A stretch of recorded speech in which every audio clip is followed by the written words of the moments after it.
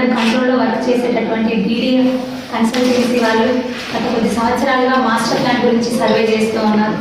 అదే డీడీఎఫ్ కన్సల్టెన్సీ వాళ్ళు జగిత్యాల కూడా రావడం జరిగింది. చుట్టూ పరిసర ప్రాంతాల్లో జగిత్యాలలో ఉన్నటువంటి ఏరియాలన్నీ కూడా మాస్టర్ ప్లాన్ డ్రాఫ్టింగ్ కోసం, ఫైనల్ మాస్టర్ ప్లాన్ కోసం కూడా తిరగడం జరిగింది. మరి వాళ్ళు ఇచ్చిన గైడ్లైన్స్ ప్రకారమే మేము, అదేవిధంగా గౌరవ ఎమ్మెల్యే గారు, గౌరవ కలెక్టర్స్, కింది స్థాయి సిబ్బంది నుంచి కూడా రెవెన్యూ, టౌన్ ప్లానింగ్ అందరూ కూడా వర్కౌట్ చేయడం జరిగింది.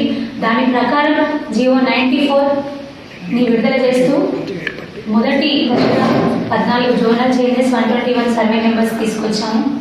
మరి అవి కూడా డ్రాఫ్టింగ్ పద్ధతిలో ఫస్ట్ వచ్చింది. దాని తర్వాత 60 రోజులు పబ్లిక్ పోర్టల్లో పెట్టి ప్రజల నుంచి ఏదైతే ఆబ్జెక్షన్స్ ఉన్నాయో అవి స్వీకరించిన తర్వాతనే ఫైనల్ మాస్టర్ ప్లాన్ అనేది రిలీజ్ అవ్వడం జరిగింది. పబ్లిక్ పోర్టల్లో ఉంచడం జరిగింది. వారు కొన్ని విషయాలు మాట్లాడారు, కానీ మేము ఖండిస్తున్నాము. ఎందుకంటే మాస్టర్ ప్లాన్ అనేది ఫ్యూచర్ గురించి, విజన్ 41 అని మేము ఆలోచించాము. కేవలం ఒక్కరోజు రాజకీయ పబ్బం గురించి అని మీరు ఆలోచిస్తున్నారు. దయచేసి నేను విజ్ఞప్తి చేస్తా ఉన్నాను, ప్రజలను రెచ్చగొట్టే మాటలు మాట్లాడవద్దు.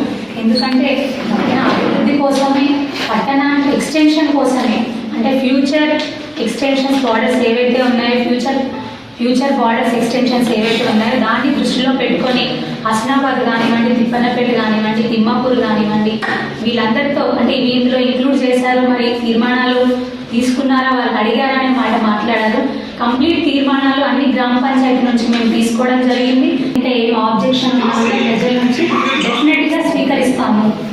అది ఆబ్జెక్షన్స్ తెలియజెప్పడం కోసమే 9 ప్లేసెస్ ఏవైతే ఉన్నాయో జగిత్యాల పట్టణంలో మాస్టర్ ప్లాన్ని డిస్ప్లే చేయడం జరిగింది. పబ్లిక్ పోర్టల్లో ఉంచడం జరిగింది. పబ్లిక్కి తెలియజెప్పడం కోసమే ఉంచడం జరిగింది.